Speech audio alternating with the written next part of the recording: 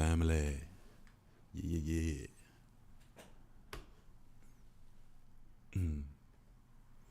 All right, we can get this party. Make sure I cut off that extra music. I'm gonna get this party started. We at front can. All right, family. Glad to be back with you for another episode of Swami Live. It's fantastic. We got a lot going on today. A lot of information to get through.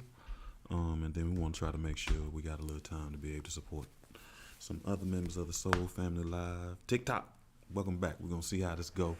Maybe we won't get banned this time. Fingers crossed, because we get banned every time I go live. So, but welcome back, family. Welcome back. If you are new here, this is Soul Swami Live, where we discuss all things healing.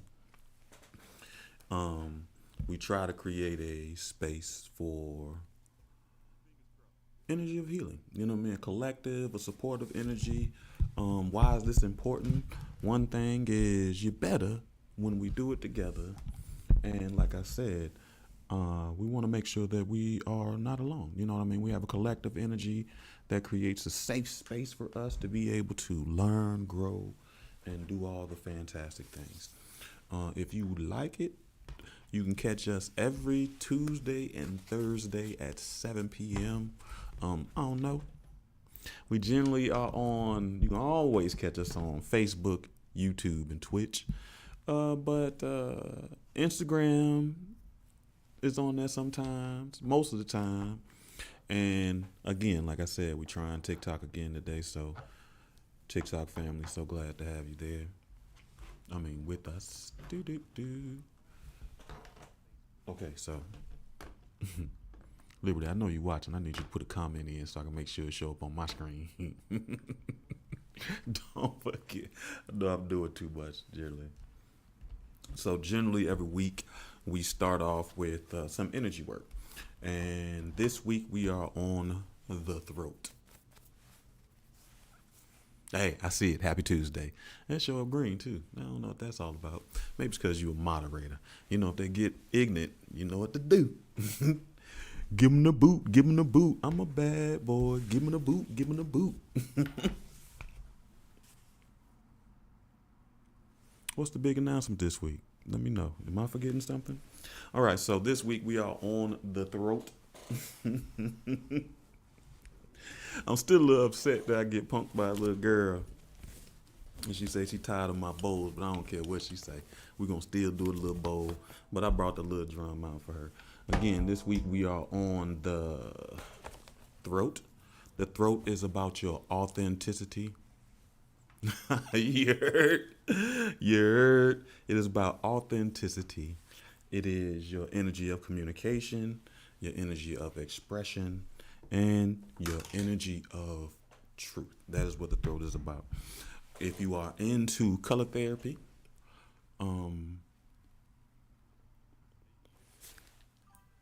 the color for your throat is light blue, hence the lighting in here. So if you want to spend some time in some light therapy, then light blue is the color you're going for if you want to work on your throat. If you are into essential oils, you want to think chamomile, peppermint, bergamot, all those are very good for your throat. And if you are into crystals and gemstones, then you want to think turquoise, aquamarine, lapis lazuli, blue lace agate, which I do have a version of that on my ring. I forgot. We're not on the side camera yet. Boop, boop, boop, boop, boop, boop.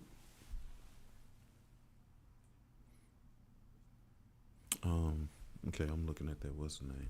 So then the next thing we do is we do some breathing exercises. And generally we do either triangle breathing, 3-3-3, box breathing, 4-4-4. We do some 4-7-8, 3-6-9. We do the sun moon. We hadn't done the sun moon thing in a while. I don't want to do that either. It takes a little time. But out of 3-3-3, oh, my book is the announcement. My bad. I gotta excuse me. I got the real copy here too, so I'm gonna show it to y'all in a little bit after we do our breath work. So today I think for breath work, let's do. I'm gonna do some box breathing, 4-4-4. So if you are unfamiliar with box breathing, that is, you breathe in for a 4 count, you hold for a 4 count, and then you breathe out for a 4 count. But during this time period, you don't have to worry about keeping count. All you have to do is just listen to the sound of my voice and enjoy. Give me 1 second. Let me get my life together. I got a couple of things running that I need to stop running. Do, do, do, do, do, do.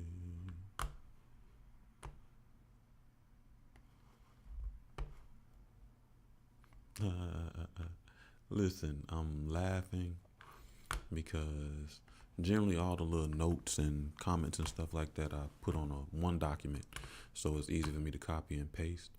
But on that document, we still have we still have 7 spaces of healing. Ain't that fantastic? That goes to show how far we have come. We've been talking about 7 spaces of healing for almost a year, and it is exciting that it actually has come to fruition at this point in time. Okay, let me close out some of this.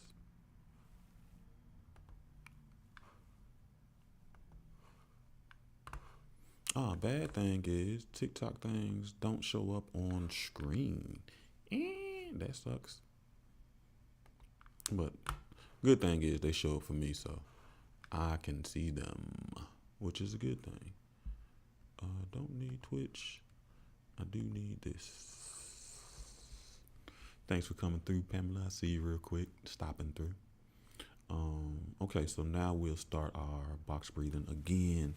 All you have to do is just focus on listening to the sound of my voice and focus on your breathing, clearing your thoughts, aligning your authenticity, giving you energy for your communication, expression, and through truth.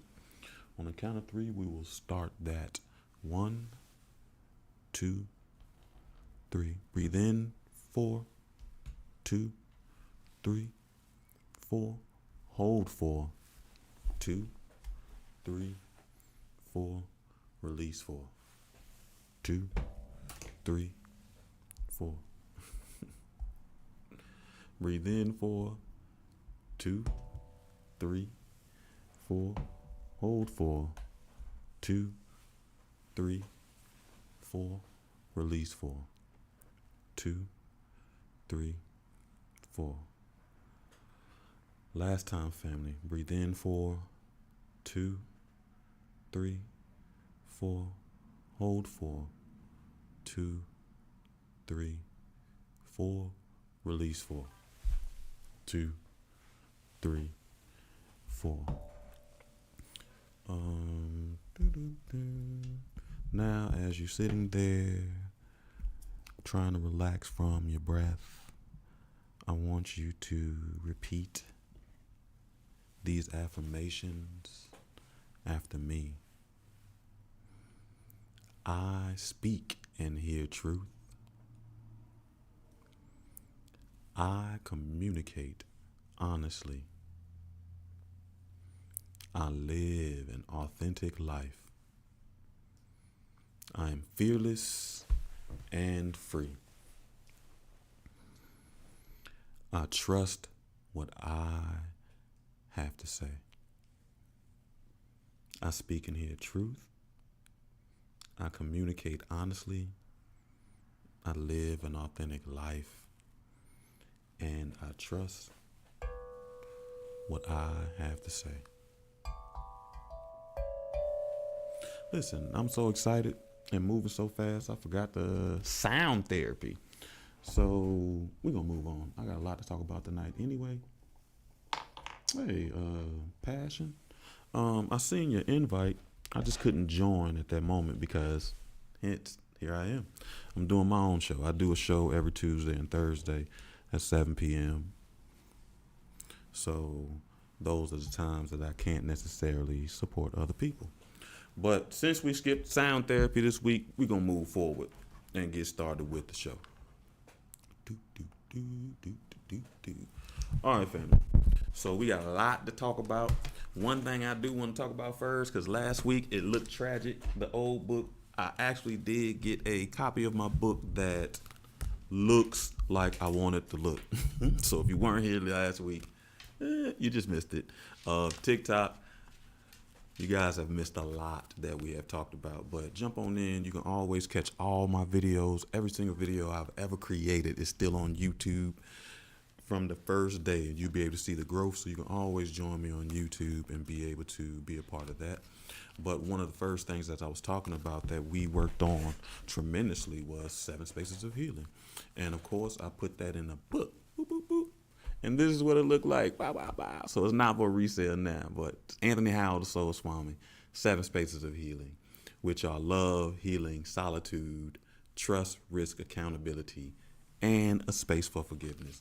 This book right here is going to help you cultivate spaces of healing and for you to be able to make sure that you place yourself in spaces that are conducive for your healing, because it gives you certain things to look for. You'll be able to recognize safe spaces, right?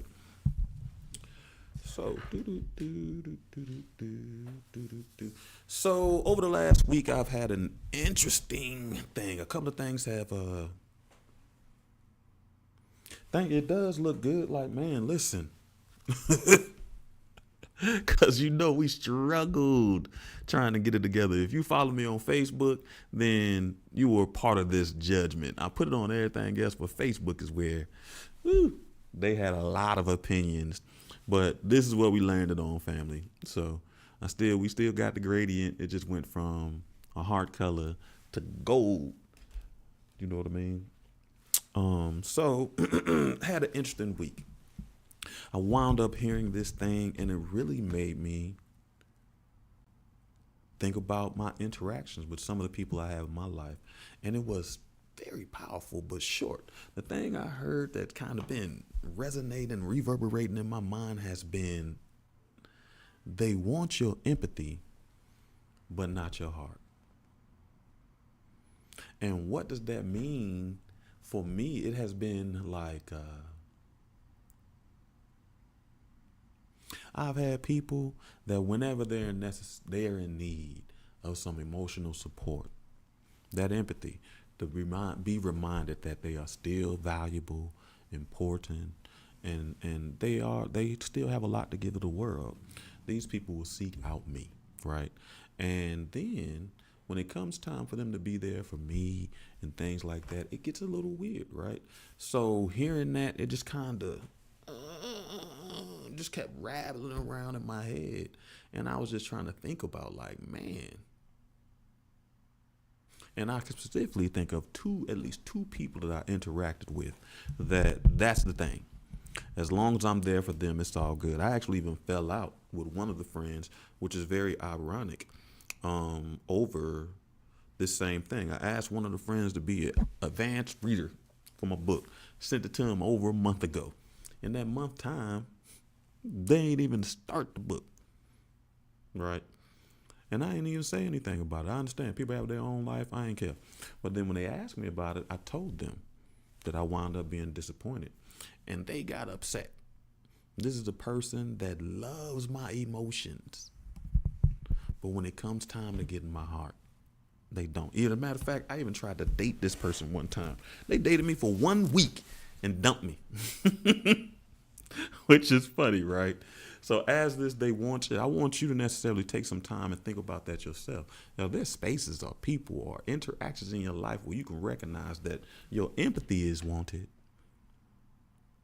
but your heart is not, right? And then the other thing, I wound up listening to my horoscope, and it was talking to me about longing and desire, right?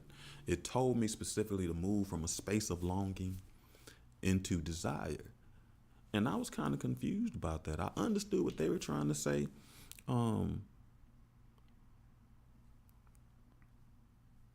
But in understanding what they were trying to say, I personally needed clarity. So, I wound up doing some research. And the ironic thing about it is, so the first thing I had to do was look up what longing is. And longing, for the most part, is a strong sense or yearning for something or someone that is absent or unattainable.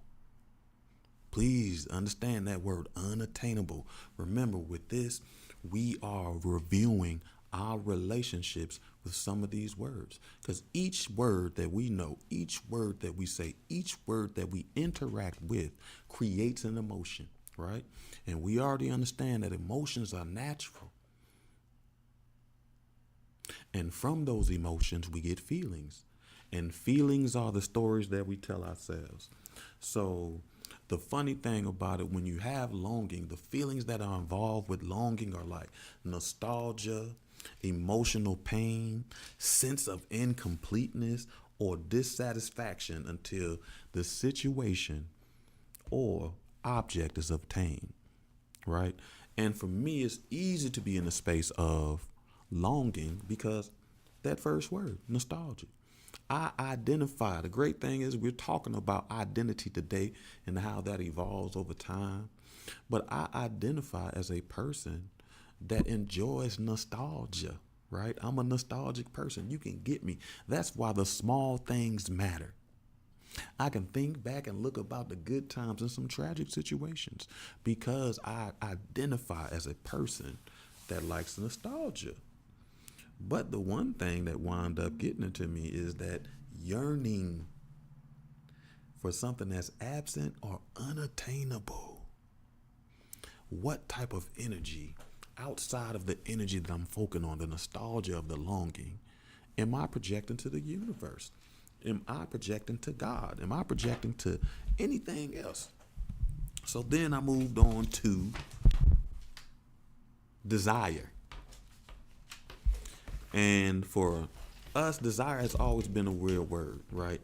Because generally when I think about desire, I place that in a space of, honestly, it's usually a sexual type of thing, right? I don't really use desire when I'm thinking outside of sexual types of things, right?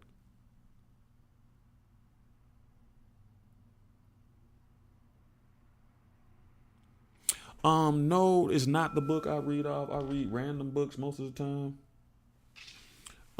As a matter of fact, I don't read random books.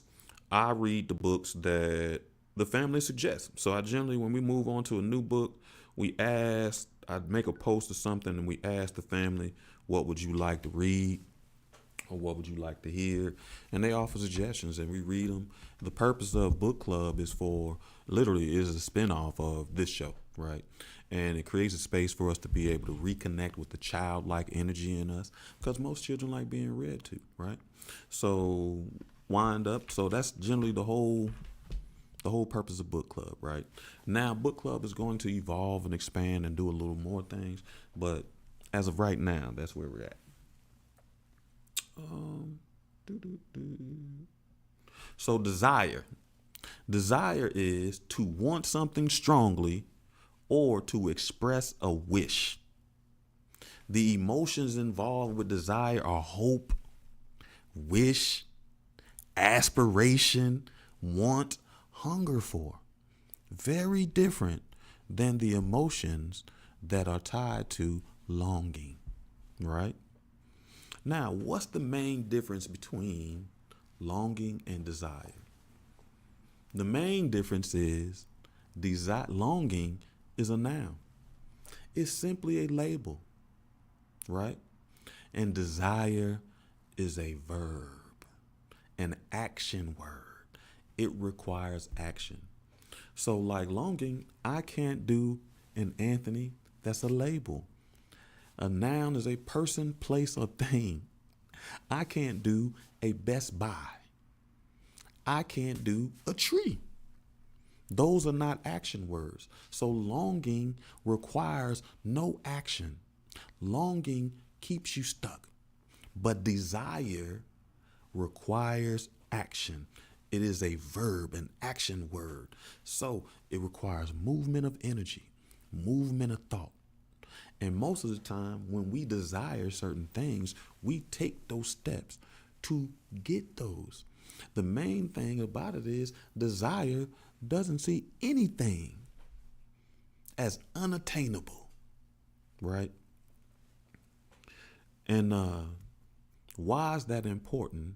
Is because we are moving from a space of longing for the healing to doing the work of the healing. I remember when we read The Alchemist, we learned that there are two gifts that a person can have. It is the gift of dream, and then the gift to bring those dreams to life. That is what desire is. It's the hunger inside of you to achieve success, reach your goals. Any of those things wind up being what's important to you. Okay, so now that's our general conversation, and then we're going to get to the show. Outside of that, family, I think we all really need to move to a space of desire, right? We got to rebuild our relationship with that word desire, move it out of the box we may have placed it in, and understand how desire is built on hope, which we already reviewed our relationship with hope. It's built on aspirations. It's built on a hunger for, and it's built on actionable steps, the things you do to achieve these things, right? And again, nothing is unattainable. So the show, over the last couple of weeks, we've been talking about identity and how it shapes. What is identity? The reason we started having this discussion, because in my healing sessions, in the Reiki sessions, I wound up seeing how a lot of people struggle with separating their identity, their old identity from their new identity. A lot of people wind up having that battle with fear, where they feel as though if I let go all these things that I built myself around, then what will I have? They fear that they will have nothing. But we began to talk about identity so we can understand that the only reason we feel like that is because we have put identity into a box. And we think that our identity is only built on our past experiences. So now we're going to expand our understanding of identity, specifically our personal identity. And we've learned a bunch of things.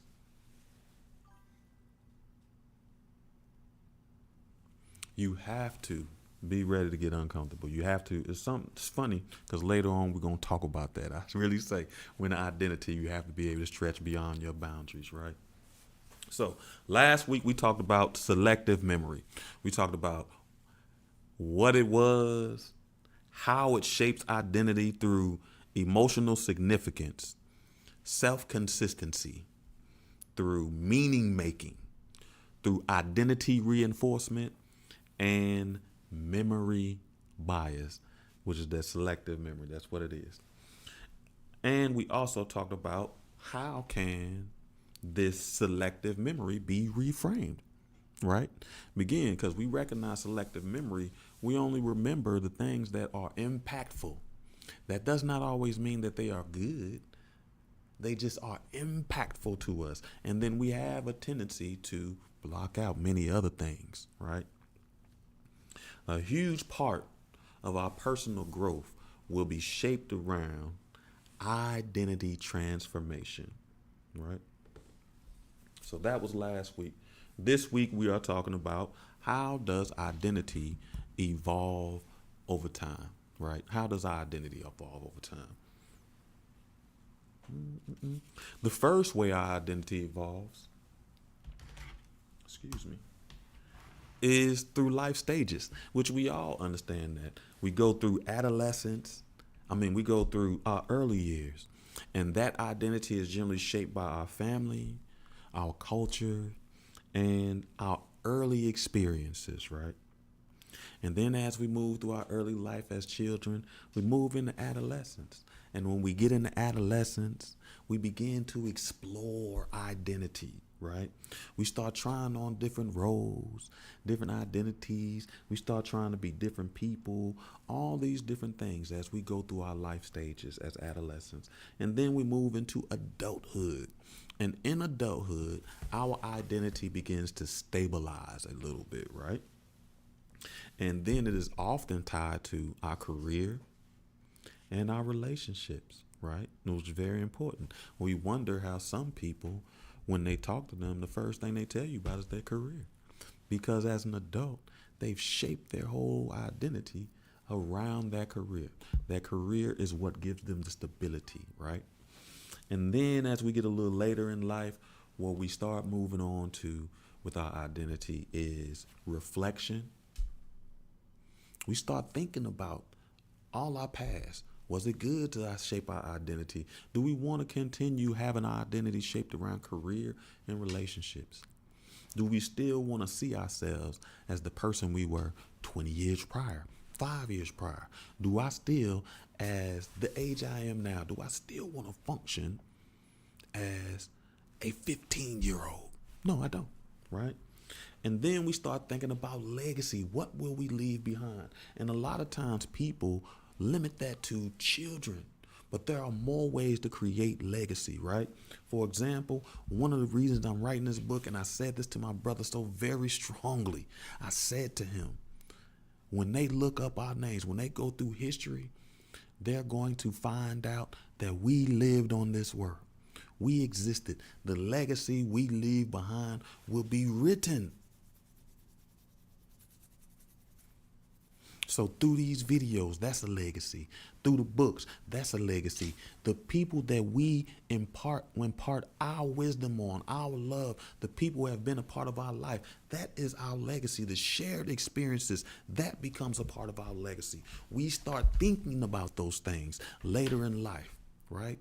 Sometimes our legacy, we want there to be more experiences. So when you see older people doing more traveling, or trying new things, going back to school, it's that they're thinking about their legacy. Also, in that later in life, it's sometimes reinvention becomes central to your identity. So there are always periods in life where you have to reinvent yourself, not necessarily reinvent, but you take on new tools, new identities, new pieces of identity to help reinvent who you were. For example, you start off as a student, but you can move into being a mentor.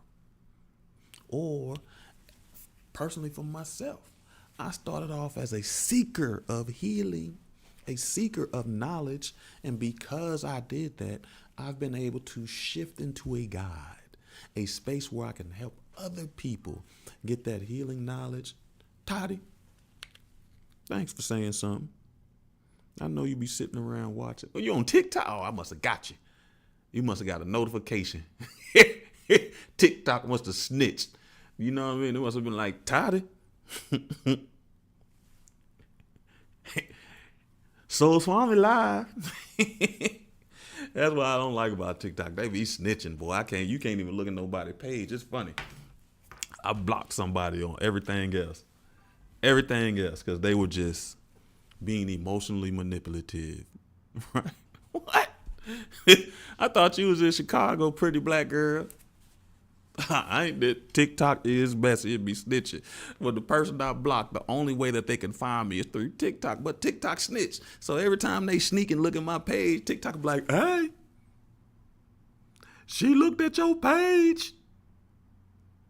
I appreciate you joining because I know you out of town too, so I value that.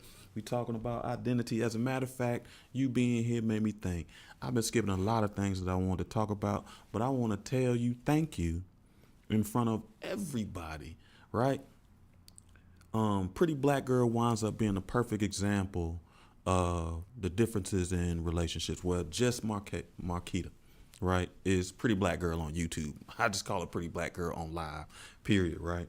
Because I sent her a pre-copy of my book. I sent Liberty a pre-copy. She always, I mean, not always, but she supports, so she gave me. But Marquita is a perfect example of the difference. Now, the other person I sent the copy of my book. I've known them for 20 years. 20 years. And within a month, they couldn't even find time to read one page. I didn't even expect the person to finish it because you got your own life, but I need you to start. See if you get a gist. If the vibe is wrong, the energy's wrong, something's off, something I need to adjust, let me know, right? And when I told them I was disappointed, they attacked me. They got mad, right? So then I go to yesterday, I'm in men's group, and I get a text from pretty black girl, and she says, "Thank you for writing the book." Because we talk about so many things on this show. It's easy to miss some, and it's hard to go back and review them, or you may not always have the time. And I know some people like to have that tangible thing in their hand, right? I'm very knowledgeable on adult learning principles, right? So she gave me a compliment specifically addressing that. It creates a space where she can go back and review and ask herself some of the questions. So I appreciate that compliment. It was fantastic. And thanks for being the proof of the difference in relationships, right? Right. And I've known Pretty Black Girl is fairly new. So I have not known her for 20 years. I've probably known her for 2 because she's been a part of this whole Soul Swami thing as well too, right? So now we're moving on to how else does our identity evolve over time? Your identity evolves through experiences and transitions. Those are major events that reshape our personal identity. These are things like loss. And we talked about loss extends more than just loss of life. I shared the story of my favorite stuffed animals. I lost those. And the grief of losing something as simple as a stuffed animal, but it was important to me. Remember, I identify as a person that enjoys nostalgia.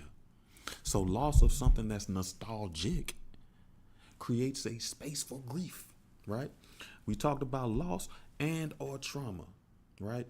Through that, the introspection, how we review these things, how we think about, how we reflect on that creates the transformation. Some of us can think about who we were before the event and who we are now after the event. And so many people, and that transformation that's not necessarily good or bad. Remember, we don't label things good or bad here. We are just labeling things. We need to be able to identify what it is, period. Not necessarily if it's good or bad, because what's good for me may be bad for you. And what's bad for you may be good for me. But together, regardless, we can identify what it is. So through that introspection, sometimes that loss or trauma creates the transformation. We are no longer who we were prior to that event, right?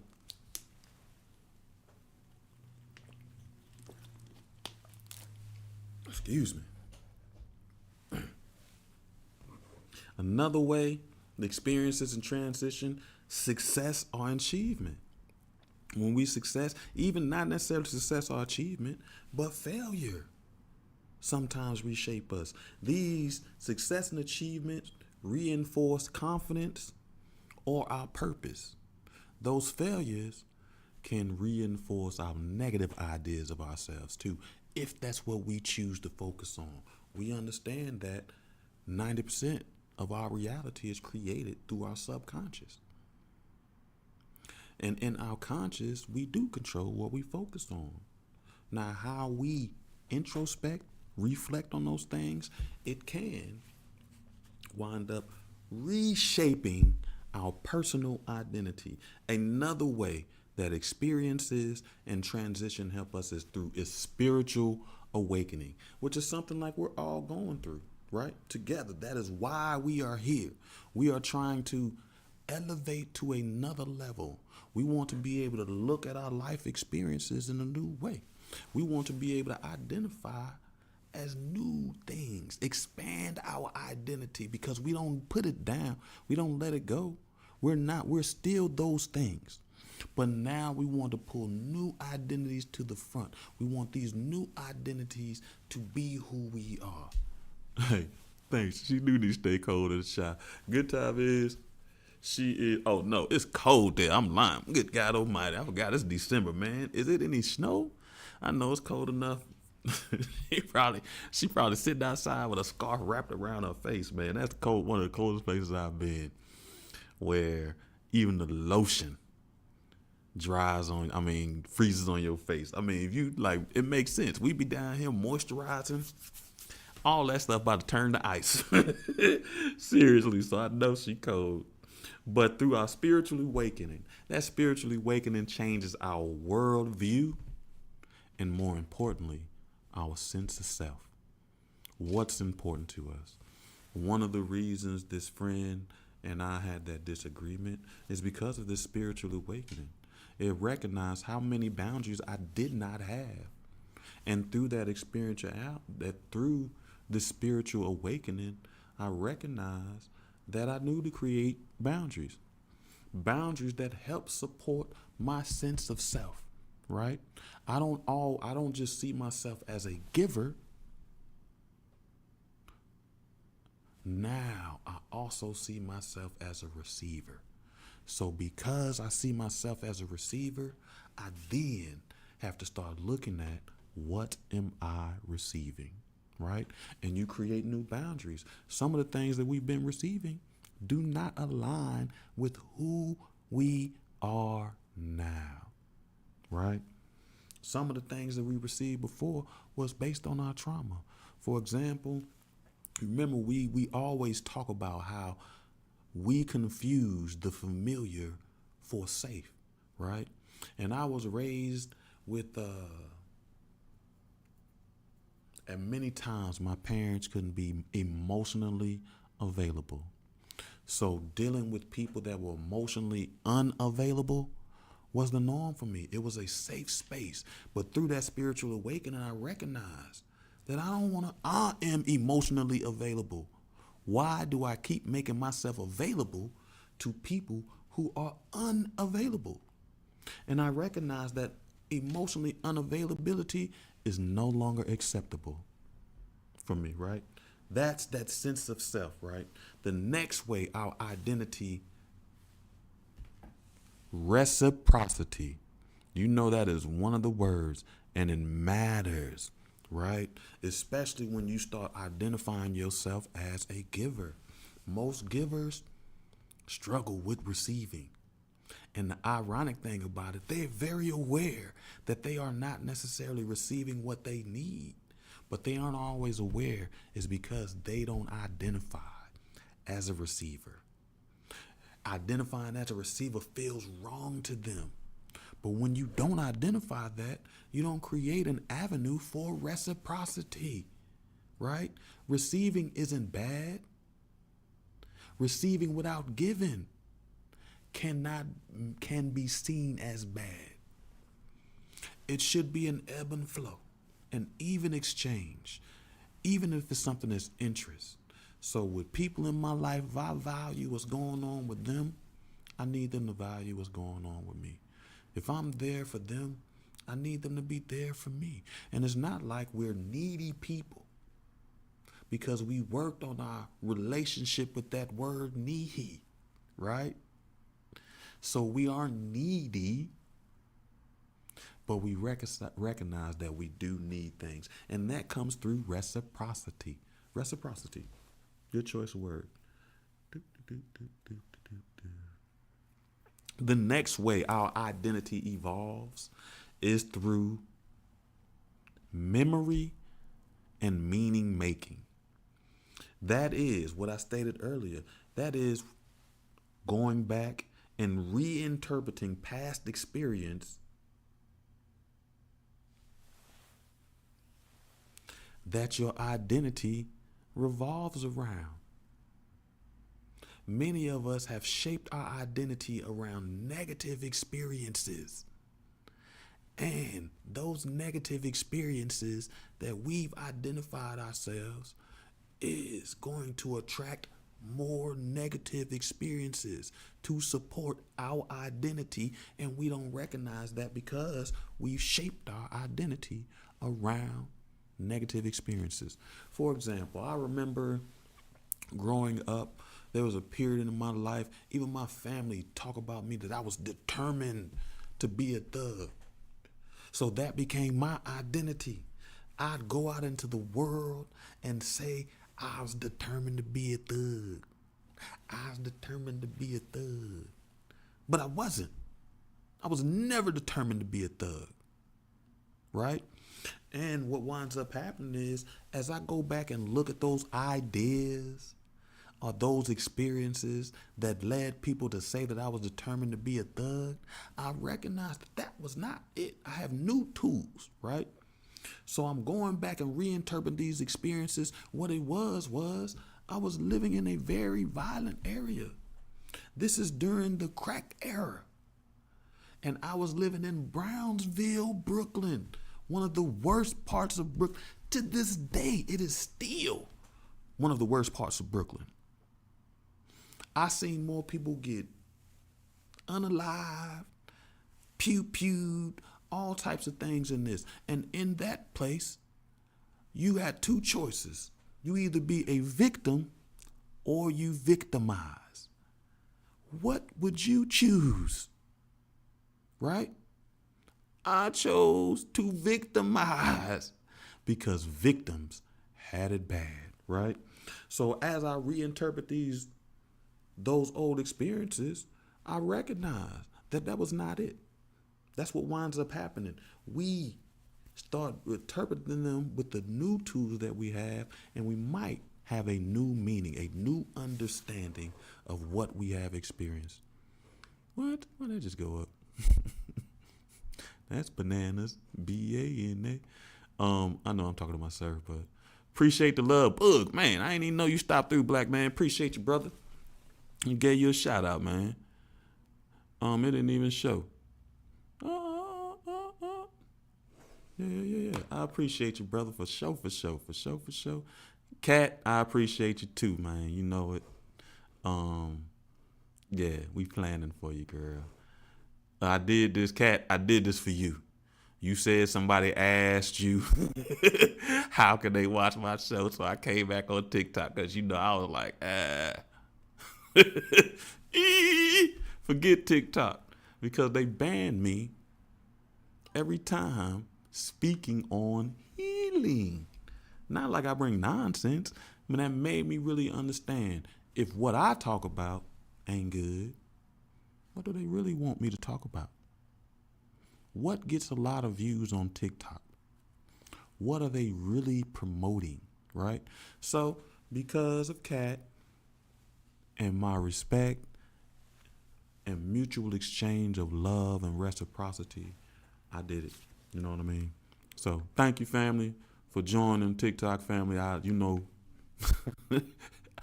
glad y'all do join, so y'all can see I do more than just talk. We're going to see how this go. I anticipate when we get off this show, banned. But the good thing is, and I don't need to be banned, because side note, family, I got my first contract today, which is funny. It's a contract for gaming, right? So when y'all see me playing video games on TikTok, don't mind your business. Join in, hit that heart. Give me some love. Wind up doing that. But that's my first contract. And the ironic thing about that is, I've been thinking, and we've been talking, and in my men's group, we've been talking about how you got to let go of the old to make space for the new, right? And what was funny is the timing of this was so amazing, because like I said, when it came to the emotional unavailability of that friend, I've accepted that for so long, I ain't want it no more. And as soon as I draw that boundary, new blessings come in. I get a contract to make some money, right?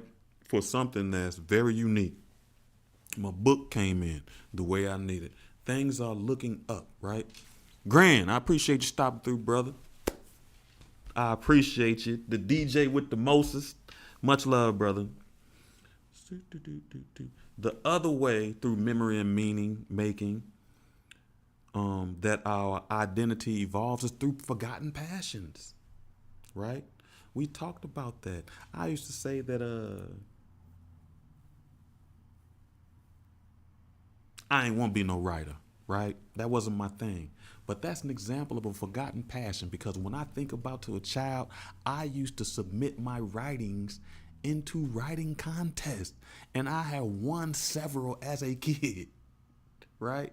But somewhere along the line, I forgot that passion through experiences, through new traumas, through whatever may have happened. I forgot about that passion or even my passion for music. That wound up reshaping. So you wind up getting back some of your forgotten passions, right? The other way memory and meaning making adjust is through your personal narrative changes as your perspective deepens. Understand that, right? As you get more tools to analyze the experiences and the things that you've been through, your perspective deepens. And as your perspective deepens, as you interact with more people, as you learn more things, as your perspective deepens, your personal narrative changes. How you talk about yourself changes. As you heal, the tools that healing gives you, how you talk about yourself changes. So now, one way it has changed for me through all of this is I can say that now I'm an author. Or I can say now I'm a healer. Or I can say now I do I'm a business owner. A whole lot of things that 10 years ago I was not. I didn't even identify as. Thought I would never do, right? I ain't never want my own business either. It's a headache. Everybody act like that's easy. Most businesses fail within the first 5 years. It's not easy. It's not easy. So I ain't want to jump on that path. My path was already hard enough. But my personal narrative has changed as the experiences I've been through have changed themselves, right?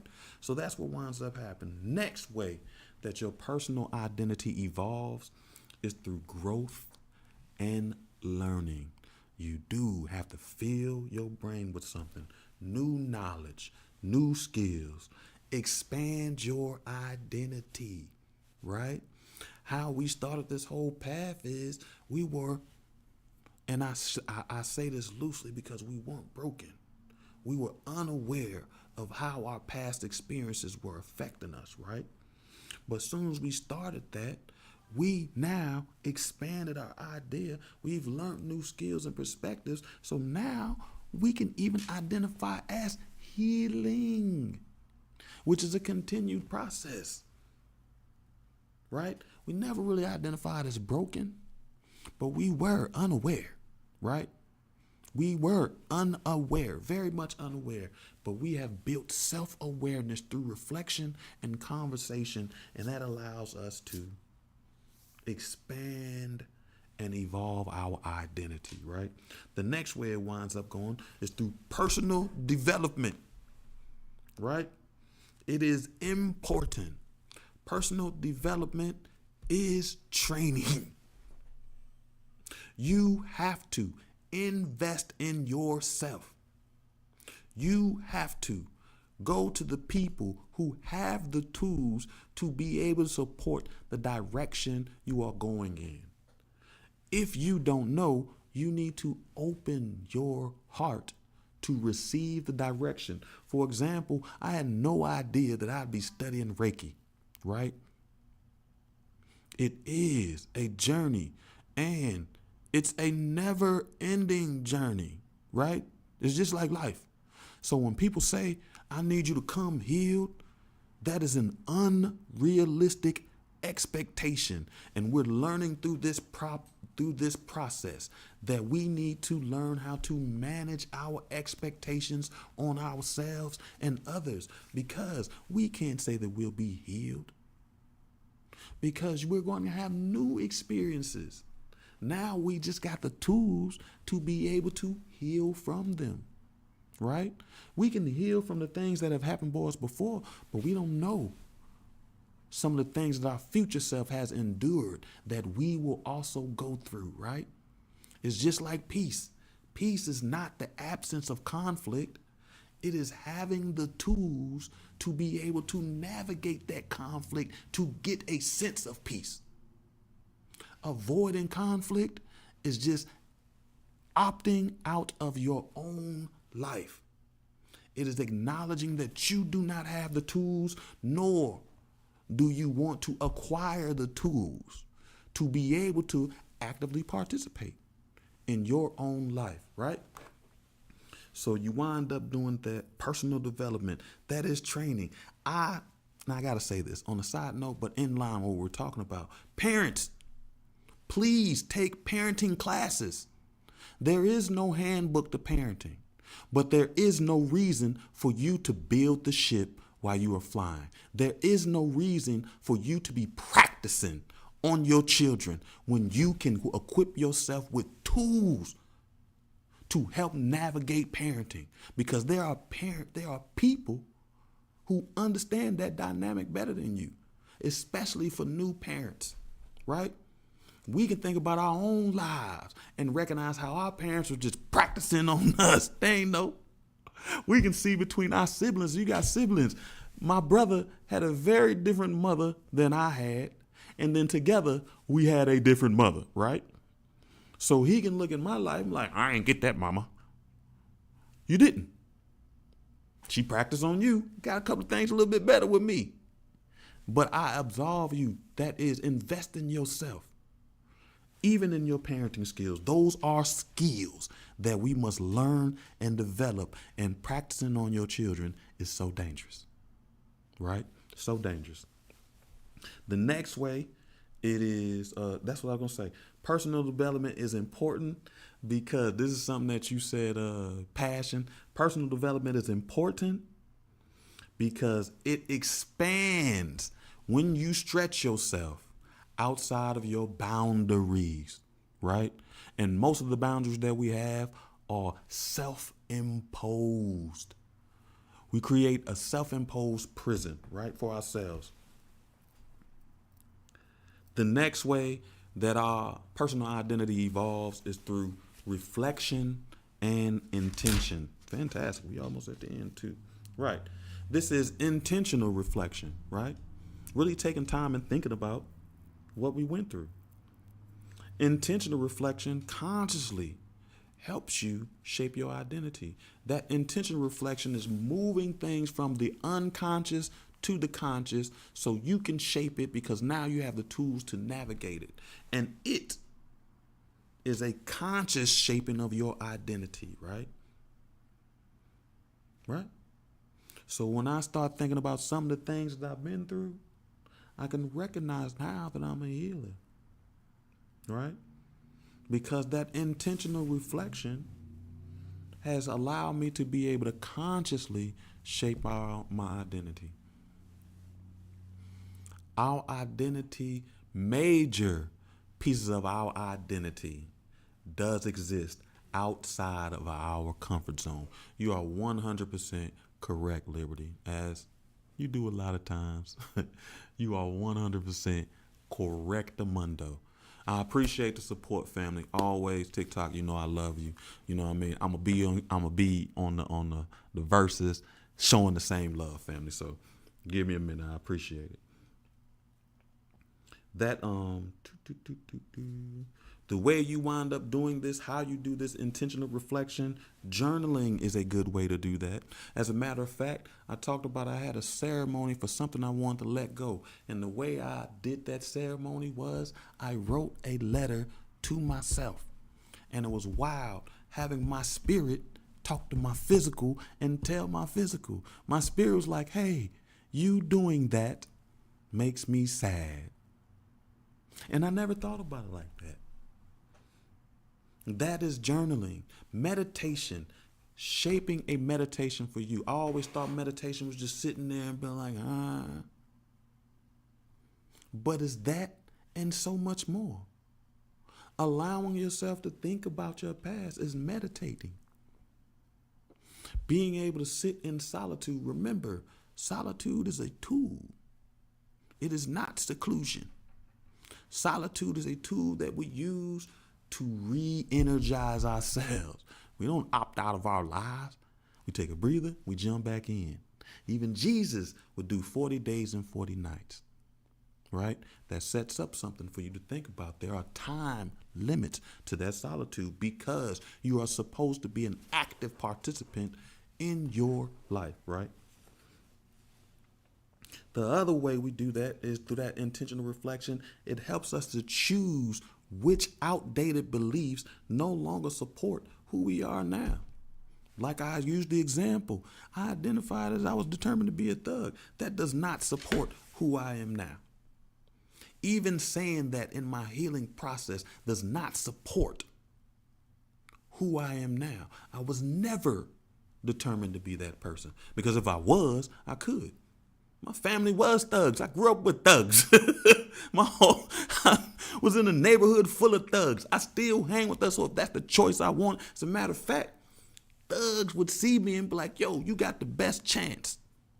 So they make sure that I stay on the right path. Even when we was doing wild things, I'll never forget, true story. Me and my A1 day one. Man, before I swear to you, like a week before I went to college, we got We got into one of them, a firefight. And I remember we was riding down the street. This man looked at me. He was like, yo, I took the whole charge, bro. Because one of us got to make it. That means I was never determined to be a thug, right? So that allows me to let go of that old thing that I used to identify as. Because even the people around me would not have let me be that in the first place, right? We let go of those old, outdated beliefs. And the main thing about this is we learn that identity is often a conscious expression of our inner truth, how we feel about ourselves. If you are curious about how you feel about yourself, just look at your life. Is it giving you what you desire? Not what you long for, but what you desire.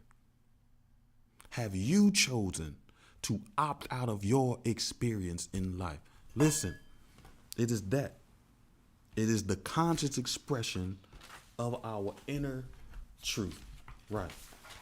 Last thing for the night, family, before we move on, is we want to remember that identity has a certain amount of fluidity and multiplicity, which means it's fluid, it moves, and it is layered, right? Personal identity isn't a singular thing.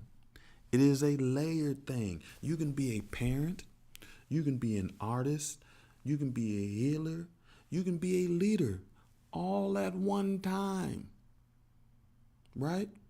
I can be an empath, I can be a giver, I can be a supporter, I can be a healer, I can be all these things at one time, right? So it's layered. And the other thing that shows how fluid it is we shift between identities depending on the context or the season, right? This doesn't just mean the seasons outside. Who I am in the summer is different than who I am in the winter. But we're also talking about the seasons in our lives. Sometimes I'm more active. Sometimes we reside in our generational blessing of restorative rest. We don't just function in our generational curse of overworked and burnt out. If you don't know what I'm talking about, before we moved into identity, we wind up mapping out our generational curses and the direct connection to the blessing, because we recognize that the other side of the curse is the blessing. And the only reason why we just see the curse is because that's what we choose to focus on. So if you're overworked and burnt out, your blessing is restorative rest, right? So we shift between these people in context. Who I am at work is not who I want to be at home. We shift between these identities depending on the context or the season. The seasons outside and the seasons in our lives. All of those things are important, right, family? Extremely important. Kayla, I appreciate you holding on, family. For real, for real. I probably need to reach out to you. Thank you for joining. I hope you finding something beneficial from Soul Swami, right? I appreciate you for real, for real, for real, for real. For real. For real, for real. And again, I thank you for your support as I thank everybody else. You dig? All right, hold on. I know that's right. Um, so, to wrap this up, I have a question that I want you to think about, and I'm going to ask next Tuesday to see how it has worked for you, right? So, the question I have is, how has your personal identity evolved over time? And what tools did you get or did you use to help that evolution, right? Think about that. And next week we'll discuss that. For the sake of time, we want to make sure we get out of here. Next week we are going to get to the climax of this whole discussion.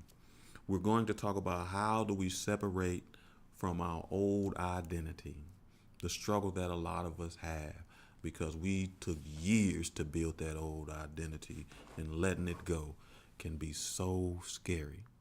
Venturing into the unknown is registered as danger because the familiar is safe. So take some time, think about how has your personal identity evolved over time, right?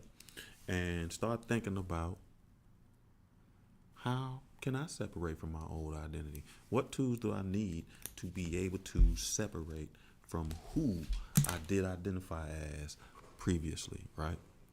So family, is that it? Yeah, I think I talked about everything. I told you about the new contract. I appreciate your support. So y'all gonna see Soul Swami Gaming going live. I do got some gaming things. I haven't done it in a minute. One of the reasons I had to play games for a minute, my homeboy, I swear, I listen, he's like, hey man, I saw you losing on that game. Man, I was losing so bad on this game. Man, listen, it was a game where you play it, and if you unalive, it makes you older. So I started all at 19 years old, and by the time he saw it, I was 85 years old. Losing period, because I'm an 85-year-old man, right? Again, TikTok, I'm glad that you were able to join.